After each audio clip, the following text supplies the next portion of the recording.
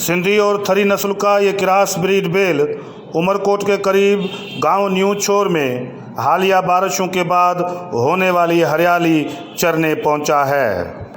सिंध में उर्फ़ आम के तौर पर इस बेल को सान ढगा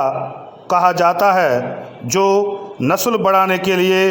ज़्यादा मुफीद और कारआमद तस्वर किया जाता है। लाड़काना, सखर, मिरपुखास और हैदराबाद रीजन में सिंध और थरी नस्ल के इस क्रॉस ब्रीड बेल को ज़्यादा मकबूल तस्वर किया जाता है। इसकी ख़रीद व फ़रोख्त के लिए लाखों रुपए की मालियत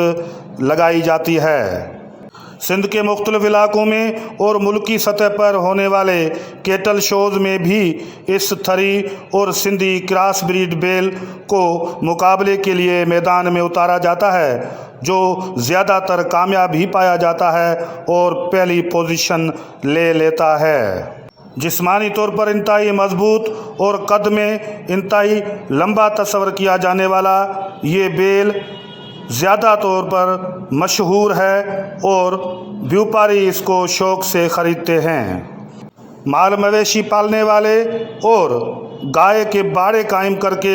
दूध फरोख्त करने वाले व्यापारी इस नस्ल के बेल को ज़्यादा शौक़ से ख़रीदते हैं और इसकी पालना करके इसको महंगे दाम पर मार्केट में फ़रोख्त भी करते हैं और अच्छा खासा कीमत वसूल करते हैं। अपनी बनावट में इंतहाई खूबसूरत नज़र आने वाला ये बेल हरियाली के दौरान हरे घास को इंतहाई शौक़ से खाता है, लिहाजा मालिक ने इसे हालिया बारिशों के बाद थर बेच दिया है और ये थर के इलाके में होने वाली हरियाली चरते नज़र आ रहा है। ज़रूरत इस बात की है कि हुकूमत सिंध इस नस्ल के बेल को महफूज करने के लिए ज़्यादा प्लानिंग पर जोर